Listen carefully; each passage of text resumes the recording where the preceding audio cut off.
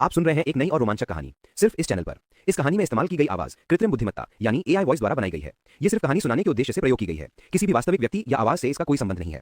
Disclaimer, इस channel पर प्रस्तुत सभी कहानियां केवल मनोरंजन और साहित्यिक उद्देश्य से बनाई गई हैं। कहानियों में प्रयुक्त पात्र, घटनाएं, स्थान या परिस्थितियां काल्पनिक हैं। किसी भी वास्तविक व्यक्ति, संस्था या घटना से समानता केवल संयोग मानी जाए। हमारा उद्देश्य केवल रचनात्मकता और मनोरंजन है, न कि किसी भी व्यक्ति, जाति, समुदाय या धर्म। आगे के एपिसोड सुनने के लिए हमारे टेलीग्राम चैनल से जुड़ें। वहां इस कहानी के सभी एपिसोड उपलब्ध। द्वार पर मौजूद नौकरानी से कहा, कृपया अध्यक्ष विनोद को सूचित करें कि विराट मिलने आया है। नौकरानी की बात सुनकर सुधा को एक पल के लिए भी चैन नहीं मिला। रत्न भंडार में अपने ऊंचे पद पर होने के बावजूद वह सीधे अध्यक्ष विनोद के निजी कक्ष में नहीं जा सकती थी, लेकिन आने वाला मेहमान कोई और नहीं बल्कि विराट था। सुधा ने लापरवाही करने की हिम्मत नहीं की और तुरंत दौड़ती हुई विनोद के अध्ययन कक्ष की ओर गई। खबर मिलते ही चाय का आधा कप खत्म होने से भी कम समय में विराट ने देखा कि रत्न भंडार का अध्यक्ष विनोद स्वयं उसका स्वागत करने के लिए मुख्य द्वार पर खड़ा था। भाई विराट, आइए आइए, कृपया अंदर आइए। विनोद ने गर्मजोशी से हाथ आगे बढ़ाया, लेकिन उनके चेहरे पर हल्की सी झूठी नाराजगी थी। आपने मुझे अपने आने की सूचना पहले क्यों नहीं दी? मैं पहले से तैयारी कर सकता था। आपको इतनी देर तक इंतजार कराने के लिए मुझे बहुत खेद है। विराट ने मुस्कुराते हुए हाथ हिलाया।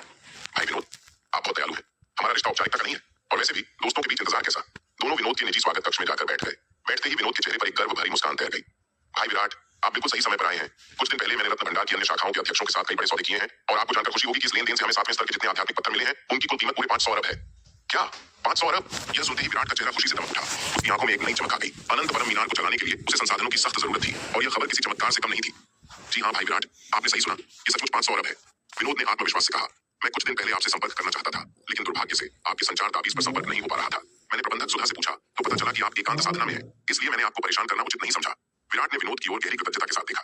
भाई विनोद, आपने बार बार मेरी इतनी मदद की है कि मुझे समझ नहीं आता मैं आपका शुक्रिया कैसे अदा करूं। तलवार संप्रदाय के खजाने लगभग खाली हो चुके थे। कई युद्धों और प्राचीन महाद्वीप से प्राचीन ऊर्जा निकालने के लिए अनंत परम मीनार के उपयोग ने संसाधनों को निचोड़ लिया था।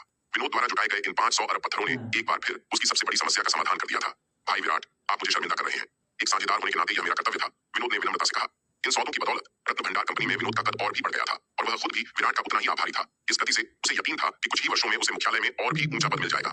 भाई विनोद, सिर्फ शुक्रिया कहना काफी नहीं होगा, यह आपके लिए एक छोटा सा उपहार है, कृपया इसे स्वीकार करें। इतना कहकर विराट ने एक शून्य अंगूठी निकाली और विनोद की ओर बढ़ा दी। इस अंगूठी के भीतर प्राचीन आभा का एक विशाल भंडार समाहित था। यह पहली बार था जब विराट ने सीधे विनोद को शुद्ध प्राचीन ऊर्जा दी थी। हालांकि पहले उसने विनोद को प्राचीन आभा से युक्त कई औषधियां दी थी, लेकिन कच्ची ऊर्जा का महत्व बहुत अधिक था। चूंकि विनोद एक बड़ी व्यापारिक कंपनी का हिस्सा था, विराट को सतर्क रहना पड़ता था। लेकिन अब उसे लगा कि विनोद पर पूरी तरह भरोसा किया जा सकता है। विनोद ने अंगूठी ली और अपनी चेतना से उसका निरीक्षण किया। जैसे ही उसने भीतर जमा प्राचीन आभा की विशाल और शुद्ध शक्ति को महसूस किया, उसकी आंखें फटी की फटी रह गईं। वह तुरंत इसकी असाधारण प्रकृति को पहचान गया। भाई विराट, यह बहुत कीमती है, मैं इसे स्वीकार नहीं कर सकता। विनोद ने घबराते हुए अंगूठी वापस करने की कोशिश की। भाई विनोद, मना मत कीजिए। विराट ने उसके हाथ को रोकते हुए मुस्कुराकर कहा, मेरे पास ऐसी और भी बहुत सी प्राचीन ऊर्जा है। भविष्य में मैं आपको नियमित रूप से अतिरिक्त पुरस्कार के रूप में यह भेजता रहूंगा। विनोद की तरक्की का मतलब था विराट के लिए और अधिक संसाधन। हालांकि विनोद की साधना में तेजी से सुधार हुआ था, लेकिन विराट की गति के सामने वह अभी भी बहुत पीछे था। उसकी शक्ति को तेजी से बढ़ाने का एकमात्र तरीका यही प्राचीन आभा थी। विनोद ने भावुक होकर विराट की ओर देखा। भाई विराट, आपने मेरा इतना ख्याल रखा है, मैं इस एहसान को कैसे चुकाऊंगा? हमारे रिश्ते में इन शब्दों की कोई जगह नहीं है। विराट ने हंसते हुए बात को टाला। विनोद ने भी अब समय बर्बाद नहीं किया। उसने एक विशेष स्थानिक अंगूठी निकाली और विराट को सौंप दी। भाई विराट, ये रहे वो 500 अरब 7वें स्तर के आध्यात्मिक पत्थर जो मैंने हाल ही में कमाए हैं, कृपया इन्हें संभालें। विराट ने अंगूठी ली और अंदर झांका। वह दंग रह गया। अंगूठी का आंतरिक स्थान इतना विशाल था कि उसमें एक पूरा शहर समा सकता था। लाखों मील तक फैले उस स्थान में आध्यात्मिक पत्थर पहाड़ों की तरह ढेर लगे हुए थे। भाई विनोद, यह स्थानिक अंगूठी तो अपने आप में एक खजाना है। मैंने आज तक अनंत परम मीनार के अलावा इतनी बड़ी जगह वाली अंगूठी नहीं देखी। विराट ने आश्चर्य से कहा। इससे पहले उसने सबसे बड़ी अंगूठी किशिका के पास देखी थी, लेकिन यह उससे 10 गुना बड़ी थी। हे, सच कहूं तो भाई विराट, यह रत्न भंडार के मुख्यालय के उच्च अधिकारियों की ओर से मुझे मिला एक विशेष इनाम है। इस स्तर के खजाने आसानी से नहीं मिलते। विनोद ने गर्व से कहा। बधाई हो भाई विनोद, आपको भी बधाई हो भाई विराट। उसी समय पवनगढ़ के सबसे आलीशान मनोरंजन स्थल मदिरा अमर मंडप के बाहर, सज्जनों कृपया अंदर आइए, स्वागत है आपका। मदिरा अमर मंडप की मालकिन ने जुबिन और यतिन के दल को देखते ही झुककर अभिवादन किया। उसे पता था कि ये लोग साधारण नहीं है। भीष्म, जो कभी पवनगढ़ का स्वाभिमानी योद्धा था, अब जुबिन के आगे एक वफादार सेवक की तरह चल रहा था। उसने आगे बढ़कर मालकिन को रूखे स्वर में आदेश दिया। हे मालकिन, अपनी सबसे बेहतरीन और सुंदर लड़कियों को तुरंत बाहर लाओ। हमारे युवा स्वामी जुबिन की अच्छी तरह सेवा होनी चाहिए। अगर तुमने उन्हें खुश किया तो तुम्हें मुंह मांगा इनाम मिलेगा। भीष्म की आवाज में धमकी का स्वर खुल गया। लेकिन याद रखना, अगर तुमने उन्हें जरा भी नाराज किया तो हम तुम्हारे इस मदिरा अमर मंडप को ईंट से ईंट बजाकर तोड़ देंगे। भीष्म अब पूरी निष्ठा से जुबिन की चापलूसी में लगा था। जुबिन ने उससे वादा किया था कि लौटने पर वह उसे वरुण महल का औपचारिक शिष्य बना देगा। यह दर्जा उन बाहरी शिष्यों से कहीं बड़ा था। इसका मतलब था वरुण महल के संसाधनों और सुरक्षा का पूरा लाभ उठाना। जुबिन की भयानक शक्ति और रुतबे को देखते हुए भीष्म को पूरा यकीन था कि वह झूठ नहीं बोलेगा। अपनी महत्वाकांक्षा के लिए भीष्म ने अपना स्वाभिमान पूरी तरह गिरवी रख दिया था। यह सुनते ही मालकिन का चेहरा तुरंत सख्त हो गया। कितना अहंकार, मेरे मदिरा अमर मंडप को गिराने की हिम्मत। भले ही तुम पवनगढ़ शाही परिवार के राजकुमार हो तो क्या हुआ? क्या तुम रत्न भंडार कंपनी की संपत्ति को हाथ लगाने का साहस करोगे? उसने मन ही मन सोचा। हालांकि मालकिन बेहद नाराज थी, लेकिन जुबिन और यतिन की भयानक आभा को महसूस करने के बाद उन्होंने अपने गुस्से को बाहर नहीं आने दिया। इसके बजाय उन्होंने एक विनम्र मुस्कान चेहरे पर ओढ़ ली। बिल्कुल बिल्कुल, आप हमारे मदिरा अमर मंडप में पधारे हैं तो आप हमारे सबसे सम्मानित अतिथि हैं। हम आपकी सेवा में कोई कमी कैसे छोड़ सकते हैं? वह भीष्म से नहीं डरती थी, लेकिन जुबिन और यतिन के साथ आए अन्य लोगों की रहस्यमयी और खतरनाक उपस्थिति उसे असहज कर रही थी। इन अजनबियों के बारे में उसे कोई जानकारी नहीं थी और उनकी शक्ति का दबाव उसकी सांसें रोक रहा था। जब तक तक उसे उनके बारे में पूरी जानकारी नहीं मिल जाती, वह उन्हें नाराज करने का जोखिम नहीं उठा सकती थी। इस धंधे में एक गलत कदम का मतलब मौत हो सकता था। मालकिन ने तुरंत ताली बजाई और मदिरा अमर मंडप की सबसे बेहतरीन और सुंदर लड़कियों को बुला लिया। युवा स्वामी, ये हमारे मंडप की सबसे चुनिंदा और खूबसूरत लड़कियां हैं, आपको इनका आनंद लेना चाहिए। मालकिन ने जुबिन की ओर देखकर चापलूसी भरी मुस्कान बिखेरी। अपनी अनुभवी नजरों से वह समझ गई थी कि इस समूह का असली नेता यही युवक है। जुबिन ने सजी धजी महिलाओं पर एक सरसरी नजर डाली और हल्का सिर हिलाया। हम बुरा नहीं है, आपने काफी मेहनत की है। उसकी राय में ये महिलाएं भले ही दुनिया की सबसे बड़ी सुंदरियां न हो, लेकिन काम चलाने लायक थीं। आखिर यह प्रसिद्ध मदिरा अमर मंडप था। यहाँ की साधारण लड़कियां भी किसी और जगह की रानियों से कम नहीं थीं। तभी भीष्म की आवाज गूंजी, हे मालकिन, तुम मेरे स्वामी का अपमान कर रही हो। तुम्हारे मंडप की सबसे मशहूर सुंदरी मिनल कहाँ है? वह यहाँ क्यों नहीं दिख रही? भीष्म ने लड़कियों की कतार को घूर कर देखा, लेकिन मिनल कहीं नहीं थी। उसका चेहरा तुरंत ठंडा पड़ गया। स्वामी भीष्म, मिनल को स्वामी विराट ने बहुत पहले ही छुड़ा लिया है। वह अब हमारे मंडप की सदस्य नहीं है। मालकिन ने घबराकर सफाई दी। बकवास बंद करो। क्या तुम्हें लगता है मैं अंधा या बहरा हूँ? मैंने साफ सुना है कि मिनल अभी भी यहीं रहती है। तुम हमारे स्वामी को धोखा देने की हिम्मत कैसे कर रही हो? क्या तुम्हें अपनी जान प्यारी नहीं है? भीष्म की आवाज में बर्फ जैसी ठंडक थी। जुबिन ने अपना पंखा खोला और उसे धीरे से हिलाते हुए एक हल्की मुस्कान के साथ कहा, महोदया, अगर आपके पास कोई छिपा हुआ खजाना है तो उसे बाहर निकालें, संकोच न करें। अगर आप मुझे खुश करेंगी तो आपको इनाम मिलेगा। लेकिन उसकी मुस्कान अचानक गायब हो गई। अगर मुझे पता चला कि आपने मुझे धोखा दिया है तो आपकी जान की गारंटी कोई नहीं ले पाएगा। जुबिन की धमकी खोखली नहीं थी। उसकी हैसियत के सामने पवनगढ़ के एक मदिरा अमर मंडप की मालकिन की जान एक कीड़े से ज्यादा नहीं थी। ज्यादा से ज्यादा वह बाद में रत्न भंडार कंपनी से माफी मांग लेता। पवनगढ़ की यह शाखा उसके लिए कोई खतरा नहीं थी। अगर यह किसी बड़े साम्राज्य की शाखा होती तो शायद वह सोचता, लेकिन यहाँ का सबसे शक्तिशाली रक्षक भी उसके सामने बचा था। मालकिन का चेहरा पीला पड़ गया। उसे जुबिन की आंखों में असली मौत दिखाई दे रही थी। जी हाँ, मैं अभी जाकर मिनल को बुला लाती हूँ, मालकिन ने कांपती आवाज में कहा और जल्दी से पीछे हट गई। जाते जाते उसने अपनी चेतना का उपयोग करके चुपके से पास खड़ी एक वफादार नौकरानी को आदेश दिया, तुरंत जाओ और अध्यक्ष विनोद को इस घटना की सूचना दो, जल्दी। मिनल अब विराट और विनोद दोनों की निजी सुरक्षा में थी। अगर उसे कुछ भी हुआ तो मालकिन जानती थी कि उसका अंत निश्चित है। नौकरानी तुरंत पिछले दरवाजे से निकली और रत्न भंडार कंपनी की ओर दौड़ पड़ी। चूंकि उसके पास विनोद से सीधे संपर्क करने का कोई तरीका नहीं था, उसे संदेश पहुंचाने के लिए कई स्तरों से गुजरना पड़ा। मदिरा अमर मंडप के एक एकांत कमरे में श्रीमती कामिनी, आपका क्या मतलब है? मिनल की आवाज में गुस्सा था। मुझे युवा स्वामी विराट ने बहुत पहले ही आजाद करा लिया है। अब मैं इस मंडप की गुलाम नहीं हूँ। आपको मुझे ग्राहकों के सामने परोसने का कोई अधिकार नहीं है। मिनल को इस मालकिन से सख्त नफरत थी।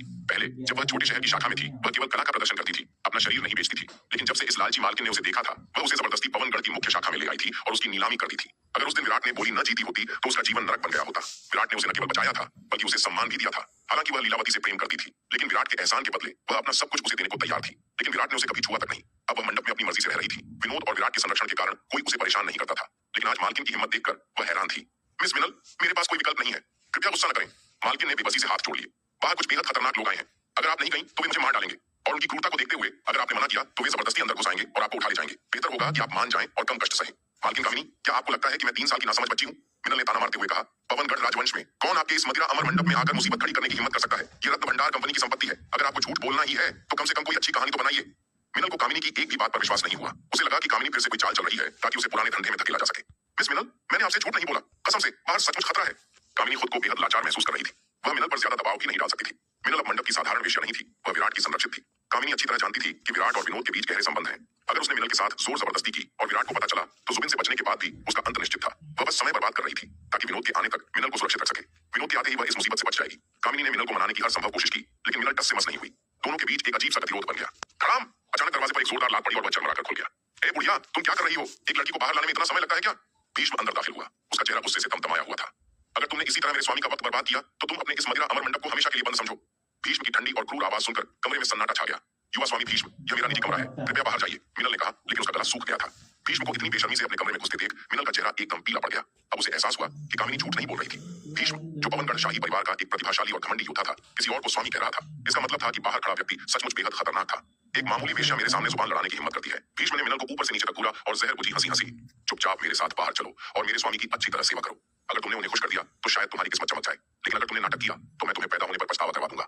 मैं कहीं नहीं जाऊंगी। मैं युवा स्वामी विराट की संरक्षिका हूँ। अगर तुमने मुझे छूने की हिम्मत भी की तो युवा स्वामी तुम्हें जिंदा नहीं छोड़ेंगे। मिनल ने कांपते हुए कहा, लेकिन उसकी आंखों में अभी भी आग थी। तुम प्यार से नहीं मानोगी तो मुझे दूसरा तरीका अपनाना पड़ेगा। विराट का नाम सुनते ही भीष्म का चेहरा काला पड़ गया। उसकी आंखों में नफरत की ज्वाला भड़क उठी। प्राचीन खंडहरों की खजाना घाटी में हुए युद्ध के दौरान विराट की वजह से उसे भारी नुकसान उठाना पड़ा था। उसे अपनी कीमती पवन उत्पत्ति कला की गुप्त तकनीक का इस्तेमाल करना पड़ा था, जिससे वह कमजोर हो गया था और गहन क्षेत्र में पहुंचने का मौका गंवा बैठा था। वह विराट से अपनी मौत से भी ज्यादा नफरत करता था। भीष्म तेजी से आगे बढ़ा। उसने मिनल का विरोध अनदेखा करते हुए उसका कंधा जकड़ लिया और उसे घसीटते हुए कमरे से बाहर ले गया। वह मिनल को लेकर सीधे मुख्य हॉल में जुबिन के सामने पहुंचा। उसने मिनल को जुबिन के पैरों के पास धकेल दिया और झुककर प्रणाम किया। युवा स्वामी, मिनल हाजिर है। जुबिन ने अपनी शराब की प्याली नीचे रखी और मिनल को गौर से देखा। मिनल डरी हुई थी, उसका चेहरा पीला था, लेकिन उसकी सुंदरता मंडप की किसी भी और लड़की से कहीं ज्यादा थी। हम बुरा नहीं, बिल्कुल बुरा नहीं, जुबिन ने संतुष्टि से सिर हिलाया। सुंदरता के मामले में मिनल राजकुमारी अवंतिका की टक्कर की थी। मेरी सुंदर गुड़िया, डरो मत, यहाँ आओ, मेरी बाहों में आओ, मुझे तुम्हें थोड़ा प्यार करने दो। जुबिन ने अपनी बाहें फैलाते हुए मिनल को पास बुलाया। पवनगढ़ शाही शहर, रत्न भंडार कंपनी। अध्यक्ष महोदय, युवा स्वामी विराट, अलर्ट हो गया। सुधा घबराई हुई हालत में विनोद के निजी कक्ष में दौड़ी आई। उसकी सांसें फूल रही थी। मदिरा अमर मंडप से अभी खबर आई है, भीष्म कुछ गुंडों के साथ वहां घुस आया है और मिस मिनल को जबरदस्ती मेहमानों के सामने परोसने की कोशिश कर रहा है। क्या ये बकवास है? विनोद गुस्से से अपनी कुर्सी से उछल पड़ा। भीष्म की इतनी हिम्मत कैसे हुई कि वह रत्न भंडार के इलाके में आकर गुंडागर्दी करे? मिनल विराट की खास थी। अगर रत्न भंडार की नाक के नीचे उसके साथ कुछ गलत हुआ तो विनोद कभी विराट से आंखें नहीं मिला पाएगा। भाई विराट, चलिए देखते हैं कि आखिर माजरा क्या है, विनोद ने मुड़कर कहा। विराट भी शांत चेहरे के साथ खड़ा हो गया, लेकिन उसकी आंखों में एक गहरी चमक थी। भाई विनोद, हम साथ चलते हैं, लेकिन मुझे लगता है कि यह मामला इतना सीधा नहीं है। अकेले भीष्म में इतनी हिम्मत नहीं हो सकती। भीष्म का इतना अहंकार तभी संभव था जब उसके पीछे कोई बहुत बड़ी ताकत खड़ी हो। आप ठीक कहते हैं, विनोद ने सोचते हुए कहा। वह एक अनुभवी व्यापारी था। इससे पहले भी भीष्म, यशोधर और प्रभात जैसे लोग मदिरा अमर मंडप में आए थे, लेकिन विराट की वजह से उन्हें अपमानित होकर लौटना पड़ा था। तब उन्होंने कोई ऊधम नहीं मचाया था, लेकिन आज भीष्म का व्यवहार असामान्य था। शहर में हाल ही में कई बाहरी विशेषज्ञ आए हैं, जिनमें महान गहन क्षेत्र के योद्धा भी शामिल हैं। हो सकता है भीष्म उन्हीं की शह पर नाच रहा हो, विराट ने विश्लेषण किया। अगर ऐसा है तो रत्न भंडार का कोई भी रक्षक उन्हें रोक नहीं पाएगा। विराट ने अपनी आंखें बंद की और अनंत परम मीनार की शक्ति का उपयोग करके मदिरा अमर मंडप के अंदर झांका। उसे वहां का दृश्य साफ दिखाई दिया। मिनल को जुबिन के सामने पेश किया जा रहा था और स्थिति बेहद नाजुक थी। अगर वे सामान्य गति से गए तो मिनल की इज्जत और जान दोनों खतरे में पड़ जाएंगी। भाई विनोद, हमारे पास वक्त नहीं है, विराट ने विनोद का कंधा पकड़ा। विरोध मत करना, मैं हमें सीधे वहां ले जाऊंगा। ठीक है, विनोद ने सिर हिलाया। वह जानता था कि विराट के पास अद्भुत क्षमताएं हैं। अगले ही पल विराट ने अपनी शक्ति सक्रिय की। हवा में एक हलचल हुई और विराट, विनोद और विशाल सफेद बाघ शार्दूल वहां से गायब हो गए। वे सीधे मदिरा अमर मंडप के मुख्य हॉल में प्रकट होने के लिए तैयार थे। अरे दुष्टों, मैं युवा स्वामी विराट की संरक्षिका हूं। अगर तुमने मुझे छूने की हिम्मत दिखी तो स्वामी विराट तुम में से किसी को भी जिंदा नहीं छोड़ेंगे। मिनल का चेहरा खौफ से पीला पड़ चुका था और उसका पूरा शरीर कांप रहा था। इसके बावजूद उसने अपनी पूरी ताकत लगाकर भीष्म की पकड़ से छूटने की कोशिश की, लेकिन उसकी सारी कोशिशें नाकाम रहीं। हे, बहुत अच्छा, मुझे ऐसी ही तरफ पसंद है। मिनल का विरोध देखकर जुबिन की आंखें सिकुड़ गईं और उसके होठों पर एक क्रूर मुस्कान खिल गई। उसके बगल में बैठी रोशनी यह दृश्य देखकर सिहर उठी। वह जुबिन के साथ लंबे समय से थी और अच्छी तरह जानती थी कि जब जुबिन ऐसी मुस्कान बिखेरता है तो उसके चंगुल में फंसी किसी भी महिला का अंजाम मौत से भी बदतर होता है। खामोश रहो, तमीज से पेश आओ, भीष्म चिल्लाया। उसने मिनल की नसों पर दबाव डाला, जिससे वह तुरंत हिलने डुलने में असमर्थ हो गई और एक बेजान गुड़िया की तरह गिर पड़ी। अरे भीष्म, क्या कर रहे हो? जुबिन ने उबाऊ स्वर में कहा। उसकी नसों को सील क्यों कर रहे हो? ये तो बहुत बोरिंग है, इसे खोल दो। मैं उसे तड़पते और संघर्ष करते हुए देखना चाहता हूँ। असली मजा तो उसी में है। जी युवा स्वामी, भीष्म ने तुरंत आदेश का पालन किया और मिनल की नसों को मुक्त कर दिया। मिनल को अपनी हरकत वापस मिल गई, लेकिन उसका डर जरा भी कम नहीं हुआ। जुबिन की आंखों में एक शैतानी चमक थी जो उसकी आत्मा को चीर रही थी। उसे एहसास हो गया कि आज उसका अंत बहुत भयानक होने वाला है। अपमान सहने के बजाय मौत बेहतर थी। ये सोचते हुए मिनल ने अपनी बची हुई सारी ऊर्जा बटोरी और आत्मविनाश करने का फैसला किया। लेकिन उसी क्षण एक जोरदार धमाका हुआ। बूम! एक भयानक और अदृश्य आभा ने मिनल को घेर लिया। उसने तुरंत मिनल की आत्मविनाश की प्रक्रिया को रोक दिया, लेकिन उसे हिलने डुलने से नहीं रोका। जुबिन जानबूझकर उसके साथ खेल रहा था, जैसे कोई बिल्ली चूहे के साथ खेलती है। मिनल का दिल निराशा के सागर में डूब गया। इस राक्षस के सामने वह अपनी जान भी नहीं दे सकती थी। रोशनी, जुबिन ने अपनी बगल में खड़ी राजकुमारी की ओर इशारा किया।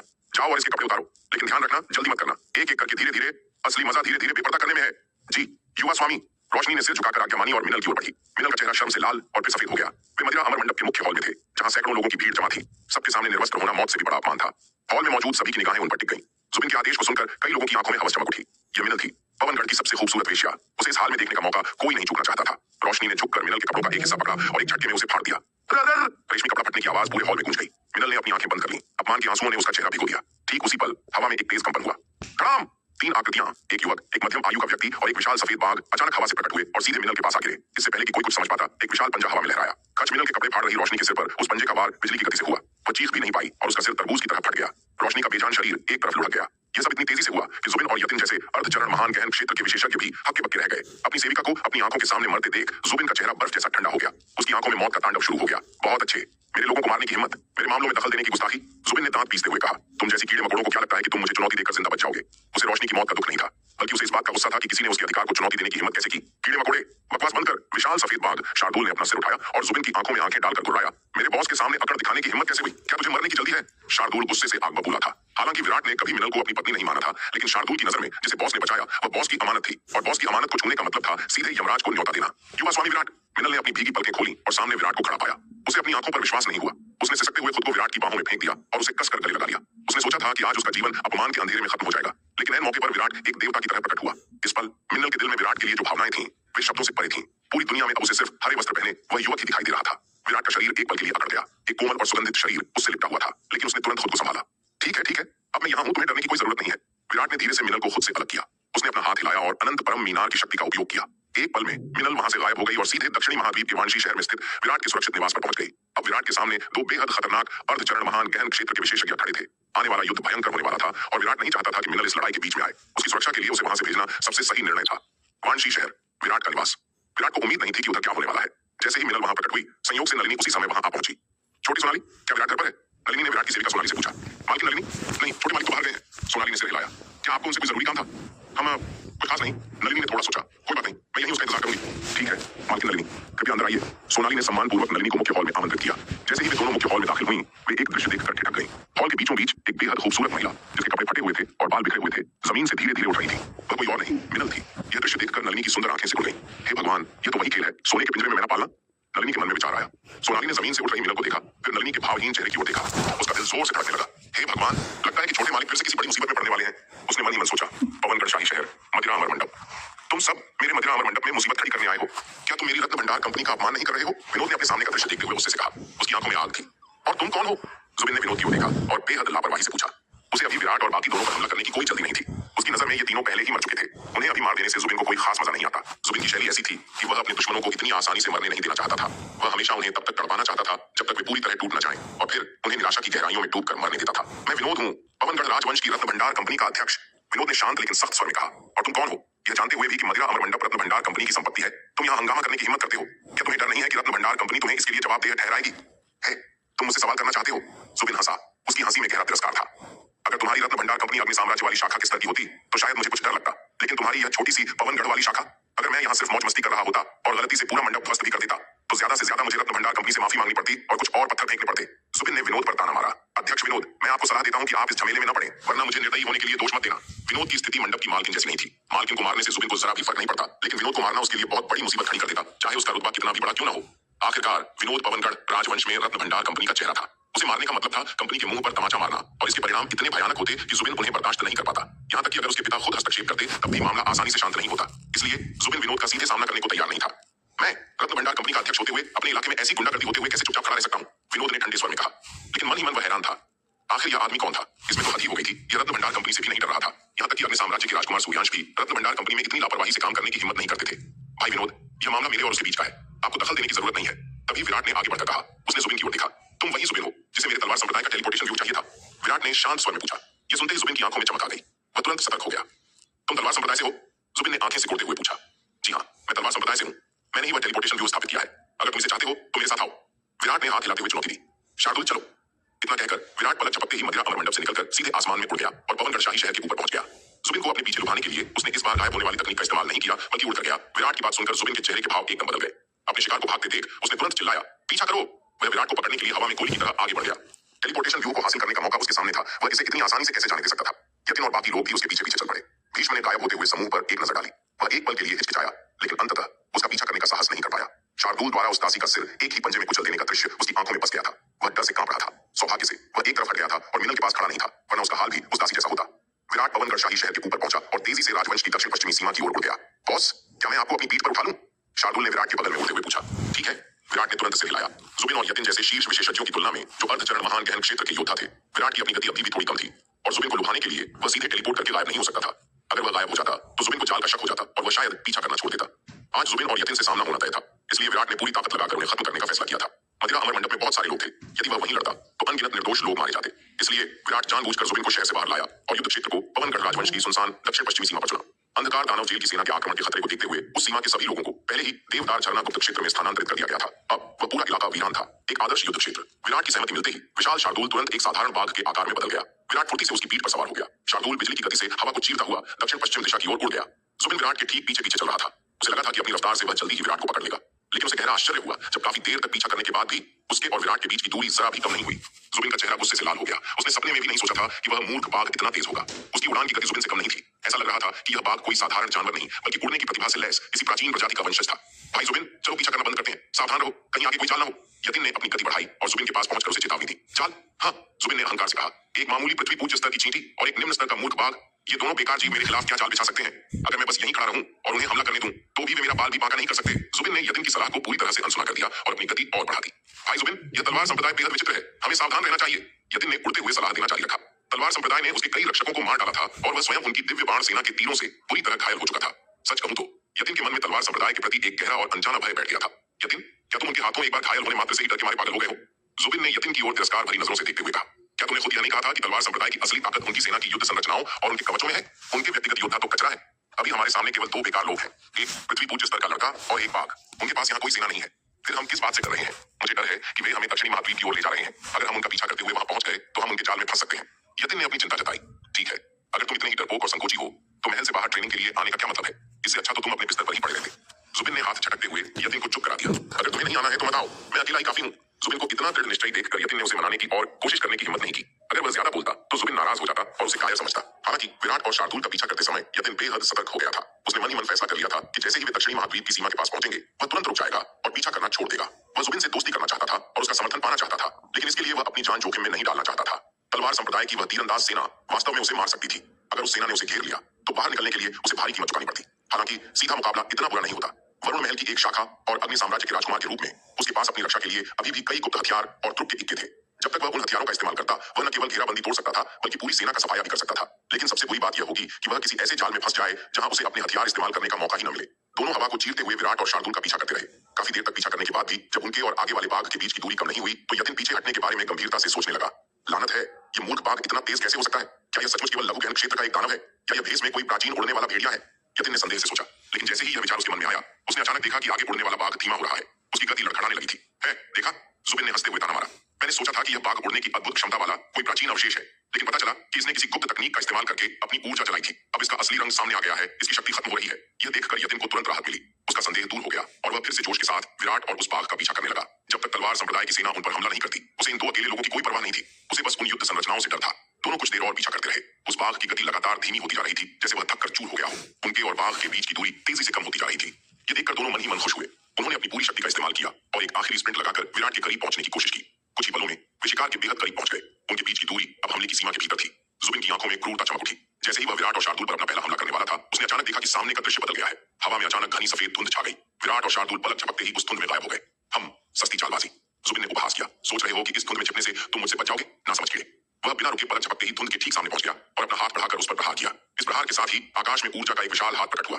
यह हाथ इतना बड़ा था कि उसने आसमान को ढक लिया। उसमें अकल्पनीय शक्ति थी जो सीधे धुंध को कुचलने के लिए नीचे उतरी। लेकिन इससे पहले कि वह विशाल हाथ धुंध को छू पाता अचानक धुंध के भीतर से सनसनाती हुई आवाजें आईं। शू शू शू। धुंध से एक साथ 50 विशाल तीर निकल आए। ये 50 तीर एक भयानक संरचना में व्यवस्थित थे जो शक्ति का एक ऐसा घेरा बना रहे थे जिसे भेदना नामुमकिन लग रहा था। वे बिजली की गति से जुबिन के उस विशालकाय हाथ की ओर बढ़ रहे थे। इस घेरे को देखते ही यतिन का चेहरा एकदम सफेद पड़ गया। घात, यह चाल है। उसका डर सही साबित हुआ था। उसने जुबिन को चेतावनी देने की भी परवाह नहीं की और तुरंत अपनी जान बचाने के लिए पीछे मुड़कर भागने की कोशिश की। लेकिन जैसे ही वह हिला उसके सिर के ऊपर एक विशाल छाया मंडरा गई। एक विशाल और भारी पंजा जिसमें पर्वत को तोड़ने की शक्ति थी जोर से नीचे आया। यह शार्दुल का हमला था। यतिन को तुरंत एहसास हो गया कि अगर यह पंजा सीधे उस पर लगा तो उसका सिर तरबूज की तरह चकनाचूर हो जाएगा। वह लापरवाही करने की हिम्मत नहीं कर सका। उसने तुरंत अपनी असली ऊर्जा को इकट्ठा किया, अपनी पूरी ताकत लगाई और अपनी हथेली से उस पंजे को रोकने के लिए वार किया। Boom boom. लगभग एक साथ दो जोरदार धमाके हुए। पहला धमाका उन 50 तीरों के घेरे और जुबिन के विशाल हाथ के टकराने से हुआ। दूसरा धमाका यतिन की हथेली और शार्दुल के पंजे की टक्कर से हुआ। तीरों के उस भयानक घेरे से टकराकर जुबिन किसी तोप के गोले की तरह हजारों मील पीछे जा गया। उसके शरीर में खून खौल उठा और उसके मुंह से खून का फव्वारा छूट गया। तीरों की भयावह शक्ति को महसूस करते ही जुबिन का चेहरा भय से विकृत हो गया। यतिन ने झूठ नहीं बोला था। तीरों की वह संरचना सचमुच भयानक थी। उससे पहले कि वह संभल पाता तीरों की दूसरी लहर उसकी ओर तेजी से बढ़ रही थी। इस बार तीरों ने आसपास के लाखों मील के क्षेत्र को घेर लिया था, जिससे उसके पास बचने का कोई रास्ता नहीं बचा था। उसे अब सीधे इसका सामना करना था। एक और जोरदार धमाके के साथ जुबिन एक बार फिर हजारों मील दूर जा गिरा। उसके कपड़ों पर खून के धब्बे लग गए थे। इस बीच यतिन और शार्दुल एक भयंकर युद्ध में उलझ गए थे। पलक झपकते ही दोनों ने एक दूसरे पर 10 से अधिक वार कर दिए। हर प्रहार के साथ यतिन की चिंता बढ़ती जा रही थी। उसने कभी उम्मीद नहीं की थी कि एक साधारण दिखने वाला बाघ उससे कहीं अधिक शक्तिशाली साबित होगा। शार्दुल से सीधे टकराने के बाद यतिन को यकीन हो गया कि बाघ का पहले धीमा होना एक सोची समझी चाल थी, जिसका मकसद उन्हें इस सुनसान जगह पर लाकर कोहरे के जाल में फंसाना था। इस एहसास ने यतिन के रोंगटे खड़े कर दिए। वह बुरी तरह फंस चुका था। धमाका। जुबिन एक बार फिर तीरों की तीसरी और सबसे विनाशकारी लहर से सीधे टकरा गया। उसकी रक्षात्मक ऊर्जा लगभग टूटने ही वाली थी, लेकिन इस बार तीरों की बौछार के अलावा एक नई मुसीबत आ गई। अचानक धुंध के ऊपर से बादलों को चीरता हुआ एक विशाल सुनहरा पंजा नीचे आया। ये किसी दैवीय जानवर का पंजा लग रहा था जिसमें पर्वत को धूल में मिलाने की शक्ति थी। ये देखकर जुबिन बुरी तरह भयभीत हो गया। उसका दिल गले में आ गया। यह शक्ति, ये तो महान गहन क्षेत्र के शिखर से भी ऊपर है। जुबिन को एहसास हुआ कि अगर यह सुनहरा पंजा उसे छू गया तो वह पल भर में मांस के लोथड़े में बदल जाएगा। उसे संघर्ष करने का मौका भी नहीं मिलेगा। इस नाजुक और जीवन मरण के क्षण में जुबिन ने अपने दर्द और गौरव की परवाह न करते हुए अपने शरीर पर मौजूद एक बेहद कीमती जीवन रक्षक ताबीज को सक्रिय कर दिया। बच जा। उसी क्षण जुबिन के चारों ओर एक पारदर्शी सुनहरा सुरक्षा कवच प्रकट हुआ और उसने जुबिन को पूरी तरह अपने अंदर समा लिया। रोर। एक जोरदार दहाड़ के साथ विशाल सुनहरे पंजे ने जुबिन पर वार किया। बूम। टक्कर इतनी भयानक थी कि जुबिन का शरीर किसी तोप के गोले की तरह जमीन की ओर दागा गया। वह हजारों फीट नीचे जमीन से टकराया। लाखों मील तक धरती कांप उठी। धूल और कंकड़ किसी उल्कापिंड की तरह आकाश में वापस उछले। पूरा आसमान मलबे और धुएं से भर गया। इस धूल भरी आंधी के बीच एक सुनहरी रोशनी अचानक उत्तर दिशा की ओर तीर की तरह भागी। यह जुबिन था। उस सुनहरे विशाल पंजे के प्रहार ने उसकी रूह कंपा दी थी। वह एक पल भी रुकने की हिम्मत नहीं कर सका। उसने तुरंत अपने पिता द्वारा दिए गए एक और पलायन ताबीज को कुचल दिया और अपनी जान बचाकर वहां से भाग गया। दूसरी ओर शार्दुल से लड़ रहा यतिन यह देखकर हक्का बक्का रह गया। धिक्कार है उस कमीने जुबिन पर। मुझे मरने के लिए छोड़कर खुद भाग गया बिना अलविदा कहे। यतिन ने मन ही मन जुबिन को गालियां दी। अपने साथी को भागते देख यतिन ने भी शार्दुल से और उलझने की हिम्मत नहीं की। शार्दुल के एक और पंजे को रोकने के बाद उसने उस टकराव की शक्ति का उपयोग खुद को पीछे धकेलने के लिए किया। क्यों? उसने अपनी बची कुची ऊर्जा लगाई, एक गुप्त तकनीक का इस्तेमाल किया और पलक झपकते ही वहां से रफू चक्कर हो गया। यह देखकर विराट ने उनका पीछा करने का आदेश नहीं दिया। वास्तव में वह पीछा कर ही नहीं सकता था। जुबिन और यतिन की शक्ति अकल्पनीय थी। वे अर्धचरण महान गहन क्षेत्र के योद्धा थे जो विराट की वर्तमान क्षमताओं से कहीं अधिक शक्तिशाली थे। विराट ने केवल अपनी दिव्य बाण सेना को पहले से तैनात करके उन्हें अचानक घेर कर और फिर अपने स्वर्ण ड्रैगन क्लोन के सरप्राइज अटैक से उन्हें डराकर भगाया था। उन्हें मारना अभी भी लगभग असंभव था। उसका स्वर्ण ड्रैगन क्लोन, जो उसकी दूसरी आत्मा थी, अभी पूरी तरह स्थिर नहीं हुआ था। उसके पास केवल एक ही पूर्ण शक्ति वाला प्रहार करने की क्षमता थी। उस एक प्रहार के बाद ड्रैगन की दिव्य शक्ति समाप्त हो जाती और वह दोबारा लड़ने में असमर्थ हो जाता।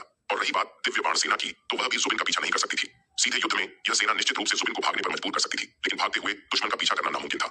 जुबिन जैसे शीर्ष स्तर के विशेषज्ञ जब तक किसी मजबूत बंधन व्यूह में न फंसे, उन्हें मारना बेहद कठिन होता है। वे अपनी मर्जी से आ सकते हैं और जब चाहें हवा की तरह गायब हो सकते हैं। जुबिन सचमुच बहुत ताकतवर है। वह ड्रैगन के हमले से भी बच गया। जनरल रिया ने उस दिशा में देखा जिधर वे भागे थे। उसकी आवाज में थोड़ा अफसोस था। ऐसे उच्च कोटि के विशेषज्ञों को मारना इतना आसान नहीं है रिया, खासकर जब वे वरुण महल जैसी महाशक्ति के वारिस हों। उनके पास अपनी जान बचाने के लिए पिता द्वारा दिए गए द्रुप के जरूर होंगे। विराट ने मुस्कुराते हुए कहा। फिर उसने चारों ओर फैली धुंध को देखा और संतोष से कहा, मुझे उम्मीद नहीं थी कि मैंने पिलाने काउंटी में तारक की दानव सेना का सामना करने के लिए जो धुंध व्यूह बनाया था, वह आज फिर काम आएगा। वास्तव में यह वही पुराना युद्ध क्षेत्र था जहां विराट ने तारक की लाखों की सेना को नष्ट किया था। उसने तब से इस धुंध व्यूह को नहीं हटाया था। आज मदिरा अमर मंडप में विवाद होने के बाद उसने जानबूझकर जुबिन को यहाँ बुलाकर फंसाने की योजना बनाई थी। उसने चुपके से आभा धाम की शक्ति का उपयोग करके जनरल रिया और उनकी सेना को यहाँ पहले ही तैनात कर दिया था। अगर आज जुबिन के पास वे जीवन रक्षक खजाने न होते, तो वह निश्चित रूप से स्वर्ण ड्रैगन के उस एक वार में मारा जाता। दुर्भाग्य से वरुण महल की नींव बहुत गहरी है, विराट ने सोचा। इस युद्ध ने उसे और भी सतर्क कर दिया था। मध्य महाद्वीप के 5 प्रमुख संप्रदायों की शक्ति का अंदाजा लगाना मुश्किल था। बॉस, बस एक और स्तर पार कर लेने दो, फिर देखना इन जैसों को मैं चबा जाऊंगा। शार्दुल दौड़कर विराट के पास आया। वह थोड़ा निराश लग रहा था। इतनी मेहनत और घात लगाने के बावजूद वे एक भी दुश्मन को मार नहीं पाए थे। जल्दी मत करो शार्दुल, बाद में बहुत सारे मौके मिलेंगे। विराट ने उसके बड़े सिर को थपथपाया। याद रखना, साधना की गति के पीछे अंधाधुंध मत भागो। अगर नींव कमजोर रह गई तो भविष्य में दिक्कत होगी। अपनी शक्ति को ठोस बनाओ। क्षणिक सुख के लिए अपने भविष्य का बलिदान मत करो। समझ गया बॉस? शार्दुल ने आज्ञाकारी बच्चे की तरह से हिलाया। ठीक है, चलो वापस चलते हैं। विराट ने हाथ हिलाया। अनंत परम मीनार की शक्ति सक्रिय हुई और एक झटके में विराट, रिया, शार्दुल और पूरी सेना वहां से गायब हो गई, सीधे दक्षिणी महाद्वीप में सुरक्षित लौटने के लिए। पवनगढ़ राजवंश की उत्तरी सीमा एक सुनसान और बर्फीले पर्वत की चोटी पर आकाश में एक सुनहरी लकीर कौंधी और उल्कापिंड की तरह नीचे गिरी। धड़ाम! सुनहरी रोशनी फीकी पड़ी और उसके भीतर से एक आकृति लड़खड़ाते हुए बाहर निकली। यह जुबिन था। वह मुश्किल से अपना संतुलन बना पाया और जमीन पर गिर गया। हालांकि उसने अंततः अपने पिता द्वारा दिए गए उस कीमती जीवन रक्षक खजाने को सक्रिय कर लिया था, जिसने सुनहरे पंजे के भयानक प्रहार को रोक दिया था। लेकिन उससे पहले तीरों की 3 लहरों ने उसे अंदर तक झकझोर दिया था। उसकी पसलियां टूट चुकी थीं और अंदरूनी चोटें गंभीर थीं। ओह! जुबिन ने मुंह से काला खून थूका। उसने कांपते हाथों से एक उच्च स्तरीय उपचार गोली निकाली और निगल ली। फिर वह वहीं बर्फीली जमीन पर पालथी मारकर बैठ गया और अपनी सांसों को नियंत्रित करने लगा। काफी देर बाद उसने अपनी आंखें खोली। उसकी आंखों में अब केवल नफरत थी। उसने दक्षिण दिशा में देखा जहां तलवार संप्रदाय स्थित था। यह सोचकर कि आज उसने अपनी जान बचाने के लिए 2 बेहद कीमती खजाने, सुरक्षा कवच और पलायन ताबीज खो दिए, उसका दिल खून के आंसू रो रहा था। तलवार संप्रदाय, विराट! जुबिन ने दांत पीसते हुए कसम खाई। मैं कसम खाता हूं, मैं तुम्हें नहीं छोड़ूंगा। मैं तुमसे मरते दम तक लड़ूंगा। ये खजाने उसके पिता ने उसे दिए थे। उसके पिता, जो आरोहण क्षेत्र के एक महान योद्धा थे, उनके लिए भी ऐसे खजाने बनाना आसान नहीं था। और आज एक ही झटके में दोनों बर्बाद हो गए। यह नुकसान उसे पागल कर रहा था। यद्यपि वरुण महल के एल्डर जुबिन बेहद अमीर थे, फिर भी उनके पास इस स्तर के बहुत सारे जीवन रक्षक खजाने नहीं थे। इसलिए जब तक कोई जीवन मरण का संकट न हो, वे इन कीमती चीजों का उपयोग करने से हिचकिचाते थे, क्योंकि हर उपयोग का मतलब था सुरक्षा की एक परत का कम हो जाना। आज तलवार संप्रदाय ने उन्हें एक साथ 2 ऐसे बहुमूल्य खजानों का उपयोग करने के लिए मजबूर कर दिया था। जुबिन का दिल खून के आंसू रो रहा था, लेकिन इस नुकसान के साथ उसे एक नई सच्चाई का भी एहसास हुआ था। इस युद्ध के दौरान जुबिन ने तलवार संप्रदाय की असली और भयानक शक्ति को अपनी आंखों से देखा था। तलवार संप्रदाय की ताकत उससे कहीं ज्यादा डरावनी थी, जितना यतिन ने बताया था। यतिन का कहना था कि तलवार संप्रदाय की एकमात्र शक्ति उनकी सेना और युद्ध कवच में है, जबकि उनके व्यक्तिगत योद्धा कमजोर हैं। लेकिन आज के युद्ध ने साबित कर दिया था कि उच्च स्तरीय युद्ध में भी तलवार संप्रदाय किसी से कम नहीं था। चाहे वह उस मूर्ख दिखने वाले सफेद बाघ की शक्ति हो या उस सुनहरे विशाल पंजे की जिसने लगभग उसे मार ही डाला था, दोनों में जुबिन और यतिन को कुचलने की क्षमता थी। जुबिन उस सफेद बाघ को याद करके हैरान था। वह और यतिन साधारण योद्धा नहीं थे। वे वरुण महल के प्रतिभाशाली शिष्य थे, जो अक्सर अपने से ऊंचे स्तर के दुश्मनों को हराते थे। लेकिन आज एक ऐसा जानवर जो उनसे 3 स्तर नीचे था, उसने उन्हें कड़ी टक्कर दी थी। जुबिन को यकीन हो गया कि वह बाघ कोई साधारण जानवर नहीं, बल्कि प्राचीन काल का कोई शक्तिशाली अवशेष था। अन्यथा एक साधारण राक्षस जानवर में इतनी भयानक युद्ध शक्ति कभी नहीं हो सकती थी। और वह भयानक सुनहरा पंजा, हालांकि वह इतनी तेजी से आया था कि जुबिन उसे ठीक से देख नहीं पाया था, लेकिन उस एक पल में उसने आकाश में एक विशाल ड्रैगन जैसी आकृति की झलक दिखी थी। स्पष्ट था कि वह भी एक प्राचीन प्रजाति थी जो उस बाघ से कम शक्तिशाली नहीं थी। जुबिन ने सोचा कि आखिर तलवार संप्रदाय को ऐसी अद्भुत चीजें कहां से मिली। एक टेलीपोर्टेशन व्यू, शक्तिशाली युद्ध कवच और 2 प्राचीन जानवर। इनमें से कोई भी एक चीज अनमोल होती, फिर भी ये सब तलवार संप्रदाय के पास थे। पहले जुबिन अपने पिता से मदद मांगने में हिचकिचा रहा था, लेकिन आज की लड़ाई के बाद उसका इरादा पक्का हो गया। उसे अपने पिता से सहायता मांगनी ही थी। तलवार संप्रदाय के पास निश्चित रूप से कोई बड़ा रहस्य छिपा था। यह रहस्य उन प्राचीन खंडहरों और गुप्त क्षेत्रों से भी अधिक महत्वपूर्ण था। यदि वह तलवार संप्रदाय से इस रहस्य को छीन लेता, तो वह और उसका परिवार वरुण महल पर पूर्ण नियंत्रण हासिल कर सकते थे। ये सोचकर जुबिन ने अब और संकोच नहीं किया। उसने अपनी जेब से एक विशेष संचार टोकन निकाला और उसमें अपनी शक्ति डाली। टोकन तुरंत एक चकाचौंध रोशनी के साथ चमकने लगा। मध्य महाद्वीप में दक्षिणी महाद्वीप से खरबों मील दूर विशाल पहाड़ों और बादलों के बीच एक भव्य संप्रदाय स्थित था। यह वरुण महल था, जो मध्य महाद्वीप की 5 महान शक्तियों में से एक था। वरुण महल के भीतर झाला परिवार के निजी क्षेत्र में आकाश को छूने वाली एक पर्वत चोटी पर एक एकांत गुफा थी। यह गुफा वरुण महल के ग्रैंड एल्डर और जुबिन के पिता महागुरु जू कैन का साधना स्थल थी। गुफा के भीतर अंधेरे में बैठे एक बूढ़े व्यक्ति ने धीरे धीरे अपनी आंखें खोली। उनके शरीर से एक भयानक दबाव निकल रहा था। उन्होंने अपने हाथ में चमकते हुए टोकन को देखा। उनकी भौहें थोड़ी सी उड़ गईं। उन्होंने अपनी चेतना को टोकन में डाला और शांत भाव से पूछा, जुबिन, क्या बात है? यद्यपि जुबिन उनका पुत्र था, फिर भी वह बिना किसी बेहद जरूरी काम के उन्हें परेशान करने की हिम्मत नहीं करता था। आरोहण क्षेत्र के स्तर पर पहुंचने के बाद उनके लिए सबसे महत्वपूर्ण बात अपनी साधना को और आगे बढ़ाना था। वे अब छोटी मोटी सांसारिक बातों की परवाह नहीं करते थे। टोकन से जुबिन की आवाज आई, पिताजी मुझे एक बहुत महत्वपूर्ण समाचार देना है। जुबिन ने तलवार संप्रदाय के साथ हुई मुठभेड़, टेलीपोर्टेशन व्यू, युद्ध कवच और उन दो भयानक प्राचीन जानवरों के बारे में विस्तार से बताया। उसने अंत में निवेदन किया, पिताजी मैं आपसे प्रार्थना करता हूँ कि मेरी सहायता के लिए किसी शक्तिशाली व्यक्ति को भेजें। जुबिन की रिपोर्ट सुनकर बूढ़े महागुरु की आंखों में एक विचारशील चमक आ गई। टेलीपोर्टेशन व्यू, युद्ध कवच और दो प्राचीन जानवर, ये वास्तव में एक दुर्लभ अवसर था। विशेष रूप से टेलीपोर्टेशन व्यू जो आरोहण क्षेत्र के उनके जैसे शक्तिशाली प्राणी को भी आकर्षित कर सकता था। जहां तक प्राचीन खंडारों का सवाल था, महागुरु को उसकी कोई खास चिंता नहीं थी, लेकिन आरोहण क्षेत्र के विशेषज्ञों द्वारा छोड़े गए खजाने और विरासत जरूर मायने रखते थे। जब बूढ़े महागुरु सोच में डूबे हुए चुपचाप बैठे थे, तो दूसरी ओर जुबिन का दिल जोर जोर से धड़क रहा था। वरुण महल के ग्रैंड एल्डर का पुत्र होने के नाते भले ही वह बाहर बहुत घमंडी दिखता था, लेकिन अपने पिता के सामने उसकी हालत भीगी बिल्ली जैसी होती थी। पिता को नाराज करना उसके लिए मुसीबत खड़ी कर सकता था। काफी देर बाद टोकन से बूढ़े महागुरु की भारी आवाज आई, तलवार संप्रदाय पर नजर रखना, मैं एल्डर जगत को तुम्हारी सहायता के लिए भेज रहा हूँ। ये सुनते ही जुबिन का चेहरा खुशी से खिल उठा। उसने तुरंत उत्तर दिया, धन्यवाद पिताजी। एल्डर जगत, ये नाम ही जुबिन के लिए जीत की गारंटी था। एल्डर जगत वरुण महल के झाला परिवार के एक वरिष्ठ बुजुर्ग थे, जिनकी साधना महान गहन क्षेत्र के शिखर पर थी। वह आरोहण क्षेत्र से बस एक कदम दूर थे। एल्डर जगत की सहायता से तलवार संप्रदाय को नष्ट करना बच्चों का खेल होगा। तलवार संप्रदाय की वह तथाकथित कुलीन सेना एल्डर जगत जैसे वास्तविक शक्तिशाली व्यक्ति के सामने एक मजाक बनकर रह जाएगी। महागुरु के बोलते ही टोकन की बत्ती बुझ गई। साफ था कि उन्होंने संपर्क काट दिया था। जुबिन ने खुशी से टोकन को वापस रख लिया। वह पलक झपकते ही हवा में उड़ा और वापस पवनगढ़ शाही शहर की ओर चल पड़ा। अब उसे बस धैर्यपूर्वक एल्डर जगत के आने का इंतजार करना था। वरुण महल, ग्रैंड एल्डर की गुफा के भीतर। महागुरु आपने मुझे बुलाया। गुफा के प्रवेश द्वार पर एक बांस जैसी तीखी आंखों वाला बुजुर्ग व्यक्ति प्रकट हुआ और उसने आदरपूर्वक झुककर प्रणाम किया। यह एल्डर जगत थे। महागुरु अपनी जगह पर ध्यान मग्न बैठे रहे। उन्होंने शांत स्वर में आदेश दिया, एल्डर जगत फौरन पवनगढ़ राजवंश जाओ। वहां जुबिन तुम्हारी प्रतीक्षा कर रहा है, उसकी मदद करो। तलवार संप्रदाय को नष्ट करो और उसके सभी रहस्यों और अवसरों को हमारे परिवार के लिए हासिल करो। जी महागुरु, जैसा आप कहें। बात जैसी आंखों वाले एल्डर जगत ने सिर झुकाया और आज्ञा स्वीकार की। जाओ। महागुरु ने हाथ हिलाया। एल्डर जगत तुरंत वहां से मुड़े और एक तेज हवा के झोंके की तरह गायब हो गए। उनका लक्ष्य अब दक्षिणी महाद्वीप का तलवार संप्रदाय था, पवनगढ़ शाही नगर। जैसे ही जुबिन पवनगढ़ शाही महल लौटा, उसने देखा कि यतिन पहले से ही मुख्य हॉल में उसका इंतजार कर रहा था। जुबिन को देखते ही यतिन ने उसे घूरा। उसकी आंखों में स्पष्ट शत्रुता थी। जुबिन, मुझे युद्ध के बीच में छोड़कर अकेले भाग जाना, क्या यह कुछ ज्यादा ही अपमानजनक नहीं है? यतिन ने भावहीन चेहरे के साथ कहा, लेकिन उसकी आवाज में दबा हुआ गुस्सा साफ झलक रहा था। आज जुबिन को उसे स्पष्टीकरण देना ही था। उसने जुबिन के लिए क्या नहीं किया? उसके लिए जान जोखिम में डाली। उसके कहने पर उस अजीबोगरीब धुंध में घुसा और बदले में जुबिन ने उसे मरने के लिए छोड़कर खुद अपनी जान बचाई। यतिन का खून खौल रहा था। अगर आज जुबिन ने उसे संतोषजनक जवाब नहीं दिया, तो भले ही इसका मतलब वरुण महल से दुश्मनी मोल लेना हो, वह अब से जुबिन से सारे रिश्ते तोड़ लेगा। अपनी प्रतिभा के दम पर वह बिना वरुण महल की बैसाखी के भी अग्नि साम्राज्य में एक आरामदायक और शक्तिशाली जीवन जी सकता था। अग्नि साम्राज्य की ताकत भी कम नहीं थी और कई अन्य महाशक्तियां उसे हाथों हाथ लेने को तैयार बैठी थी। जुबिन ने यतिन के गुस्से को भांप लिया। वह अभी यतिन को खोना नहीं चाहता था। उसे अभी लोगों की जरूरत थी। इसे मेरी माफी समझो। जुबिन ने अपना हाथ हवा में लहराया। एक शानदार चमकती हुई तलवार प्रकट हुई और उसने उसे यतिन की ओर उछाल दिया। खच! यतिन ने हवा में ही तलवार को पकड़ लिया। जैसे ही उसकी उंगलियां मूठ पर पड़ी, उसकी आंखें आश्चर्य से फैल गईं। 8वें स्तर का उच्च गुणवत्ता वाला जादुई हथियार। उसने जुबिन से इतनी उदारता की उम्मीद नहीं की थी। सीधे एक उच्च गुणवत्ता वाली 8वें स्तर की तलवार। यतिन की सारी नाराजगी पल भर में धुएं की तरह उड़ गई। तो मैं मान लूं कि आज कुछ नहीं हुआ, हमारा भाईचारा पहले जैसा ही रहेगा। यतिन ने तलवार को अपनी अंगूठी में रखते हुए हाथ जोड़कर कहा। उसके चेहरे पर अब एक संतुष्ट मुस्कान थी। 8वें स्तर के उच्च गुणवत्ता वाले हथियार बेहद दुर्लभ थे। यतिन अग्नि साम्राज्य का सबसे प्रतिभाशाली राजकुमार था, फिर भी उसके पास अब तक केवल मध्यम गुणवत्ता वाला हथियार ही था। यहाँ तक कि महान गहन क्षेत्र के कई बुजुर्ग भी ऐसे हथियार के लिए तरसते थे। ये उपहार जुबिन की ईमानदारी का सबूत था। बिल्कुल बिल्कुल, जुबिन ने अपनी चिरपरिचित झूठी मुस्कान के साथ कहा। तो मैं अब भाई जुबिन को और परेशान नहीं करूंगा, मैं चलता हूँ। यतिन ने विदा ली और हॉल से बाहर निकल गया। जैसे ही यतिन की पीठ ओझल हुई, जुबिन के चेहरे से मुस्कान गायब हो गई। उसकी आंखों में बर्फ जैसी ठंडक उतर आई। कैसा दो कौड़ी का आदमी है, मेरे दरवाजे पर आकर मुझसे जवाब मांगने की हिम्मत। क्या वह सच में खुद को कोई बहुत बड़ी तोप समझता है? जुबिन ने मन ही मन सोचा, अभी मुझे प्यादों की जरूरत है, इसलिए इसे खुश कर दिया। जिस दिन मैं वरुण महल का स्वामी बनूंगा, उस दिन मैं इससे एक एक पाई का हिसाब लूंगा। उस तलवार के बारे में सोचते ही जुबिन के दिल में एक टीस उठी। वह भले ही अमीर था, लेकिन एक उच्च गुणवत्ता वाली 8वें स्तर की तलवार की कीमत उसके लिए भी चुभने वाली थी। तलवार ये सब तुम्हारी वजह से हुआ है, उसने दांत पीसते हुए सोचा। पवनगढ़ अकादमी, उपमहल प्रमुख का हॉल। अवंतिका खिड़की के पास खड़ी होकर शाही महल की दिशा में देख रही थी। उसका चेहरा पीला पड़ चुका था और आंखों में गहरा सदमा था। उसे मदिरा अमर मंडप में हुए हंगामे और उसके बाद के पीछा करने वाले नाटक की पूरी खबर मिल चुकी थी। उसने अपनी आंखों से जुबिन और यतिन को जोश में जाते हुए और फिर घायल व बेहाल होकर लौटते हुए देखा था। यह कैसे संभव है? अवंतिका कांप उठी। उसे उम्मीद थी कि विराट हार जाएगा या कम से कम उसे भारी नुकसान होगा, लेकिन नतीजा बिल्कुल उल्टा था। जुबिन और यतिन, जो दोनों अर्धचरण महान गहन क्षेत्र के योद्धा थे, विराट के सामने टिक नहीं पाए और दुम दबाकर भागने पर मजबूर हो गए। क्या तलवार संप्रदाय की शक्ति सचमुच इतनी भयानक हो गई है, या विराट कोई ऐसा रहस्यमयी इक्का छिपा रहा है जिसके बारे में कोई नहीं जानता? अवंतिका को अब अपनी जान का डर सताने लगा था। पहले उसे अपने गुरु द्वारा दिए गए जीवन रक्षक ताबीज पर भरोसा था, इसलिए वह विराट के खिलाफ साजिश रचने की हिम्मत कर रही थी। लेकिन आज की घटना ने उसका आत्मविश्वास चकनाचूर कर दिया था। अगर जुबिन जैसा शक्तिशाली योद्धा विराट से डरकर भाग सकता है, तो वह क्या चीज थी? मुझे अब विराट के खजाने छीनने के बारे में नहीं, बल्कि अपनी जान बचाने के बारे में सोचना चाहिए। उसका मन कर रहा था कि वह सब कुछ छोड़कर तुरंत अपने असली संप्रदाय दिव्य फीनिक्स महल भाग जाए, लेकिन प्राचीन खंडारों के लालच ने उसे रोक रखा था। उसने अभी तक उन खंडारों का ठीक से अन्वेषण भी नहीं किया था। खाली हाथ लौटना उसे मंजूर नहीं था। काफी देर तक उधेड़बुन में रहने के बाद अवंतिका ने एक फैसला किया। उसने एक संचार टोकन निकाला। मेरी जान बचाने और विराट को खत्म करने का अब एक ही तरीका है, दिव्य फीनिक्स महल को इसमें शामिल करना। वह जानती थी कि अगर वह प्राचीन खंडारों और आरोहण क्षेत्र की विरासत की खबर अपने संप्रदाय को दे देगी, तो वे निश्चित रूप से अपने विशेषज्ञों को भेजेंगे। अगर युवा मालकिन खुद आ गई, तो विराट का खेल खत्म हो जाएगा। सबसे अच्छा तो यह होगा कि विराट और युवा मालकिन आपस में भिड़ जाएं। अगर विराट ने गलती से युवा मालकिन को चोट पहुंचा दी, तो दिव्य फीनिक्स महल का असली कहर उस पर टूट पड़ेगा। तब 100 तलवार संप्रदाय भी उसे नहीं बचा पाएंगे। अवंतिका के चेहरे पर एक कुटिल मुस्कान आ गई। दिव्य फीनिक्स महल अपनी युवा मालकिन के लिए आरोहण क्षेत्र के असली महागुरु को भी भेजने से नहीं हिचकिचाएगा।